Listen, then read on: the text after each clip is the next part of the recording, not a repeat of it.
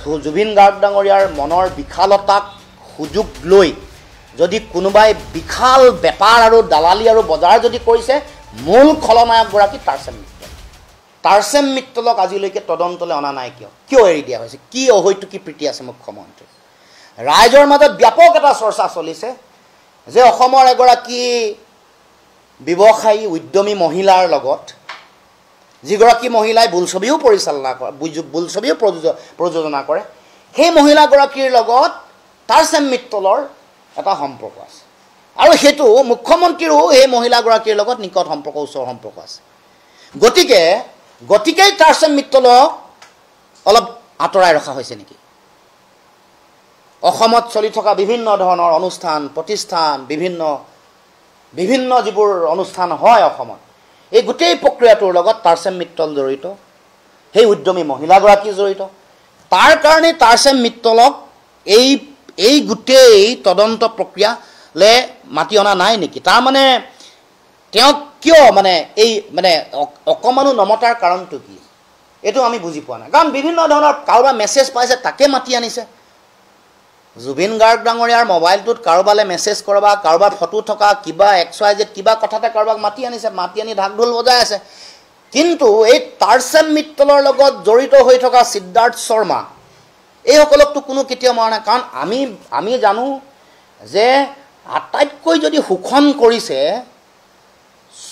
জুবিন গাৰ্গ ডাঙৰীয়াৰ সৰলতা জুবিন গাৰ্গ ডাঙৰীয়াৰ মনৰ বিশালতাক সুযোগ লৈ যদি কোনোবাই বিশাল বেপাৰ আৰু দালালি আৰু বজাৰ যদি কৰিছে মূল খলনায়কগৰাকী তাৰচেম মিত্তল এটা সময়ত যে আমি আন্দোলন কৰিছিলোঁ অসমৰ পৰা তেল বাৰাউনীলৈ লৈ গৈছিলে যাৰ কাৰণে তেল শোধনাগাৰ আন্দোলন হৈছিলে যাৰ কাৰণে এটা সময়ত তেল অৱৰোধৰ আন্দোলন হৈছিলে এই তাৰচেম মিত্তল হৈ গ'ল বাৰাউনীৰ শোধনাগাৰটোৰ নিচিনা সুখনটো বেলেগত থাকি কৰি থাকে এই সিদ্ধাৰ্থ শৰ্মা আৰু সিদ্ধাৰ্থ টুডি নামৰ এই মানুহবোৰ হৈ গ'ল পাইপলাইনবোৰৰ নিচিনা অসমৰ পৰা পাইপলাইনৰে বাৰাউনীলৈ তেল লৈ যায় মানে সুখনটো অসমীয়া জাতিটোৰ স্বাভিমানক এনেকৈ মুখৰ সন্মুখত ৰাখি এতিয়া বহুতে কিবা কিবি কৈ থাকে তাৰচেম মিত্তলে মুম্বাইলৈ গৈ আমুক কৰিছে তামুক কৰিছে আৰে ফাউণ্ডেশ্যনটো কি হিৰো ৰেঞ্জাৰ চাইকেল লৈ আহি মানে জুবিনদাৰ ওচৰত সহায় আশীষ লৈ আশীৰ্বাদ লৈ মুম্বাইলৈ গৈ সুনিধি চৌহান কাৰোবাৰ কোনোবা অৰিজিৎ শৰ্মাৰ ইভেণ্ট মেনেজমেণ্ট কৰিছে সেইটো ডাঙৰ কথা নহয় ফাউণ্ডেশ্যন ক'ত বনিছে আধাৰ বনিছে জুবিন গাৰ্গ ডাঙৰীয়াৰ ওচৰত গতিকে এইটো মই ফটোৱে বনাইছোঁ এইটো মানে তাৰচেম মিত্তল হৈ গ'ল মানে বাৰাউনী শোধনাগাৰ নিচিনা অসমক শোষণ নিষ্পেষণ কৰা এটা যন্ত্ৰ আৰু এইবোৰ পাইপলাইন সিদ্ধাৰ্থ শৰ্মা আৰু সিদ্ধাৰ্থ টুডি এইবোৰ কথাও আলোচনালৈ আহিব লাগিব এৰি দিয়া নহ'ব এইবোৰ কথা কোনোবাই নিজৰ ব্যৱসায়িক স্বাৰ্থত এৰি দিব পাৰে দ্বিতীয় কথালৈ আহোঁ আচ্ছা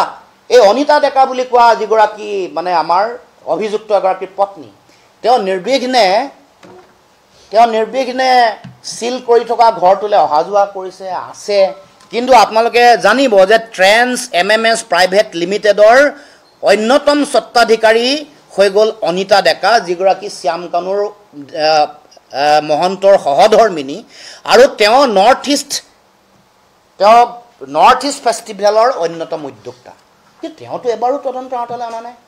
তাৰমানে এইবোৰ ভেকু ভাওনা নেকি এই কথাই আমি ক'ব খুজিছোঁ মানে এই যে মই ক'লোঁ যে এইবোৰ তদন্ত প্ৰক্ৰিয়া অভিযোগনামাখন যদি পানী নহৰকা নহয় কঠোৰ যদি নহয় সাক্ষ্য প্ৰমাণ যদি নানে তাৰচেম মিত্তলক যদি নানে সিদ্ধাৰ্থ টুডিক যদি নানে তেতিয়াহ'লে কেনেকৈ হ'ব সিদ্ধাৰ্থ টুডিয়েতো ইয়াতে এয়াৰ ৰহমানক আনিছিলে আপোনালোকে সকলোৱে জানে এইবোৰ আহিব লাগিব তো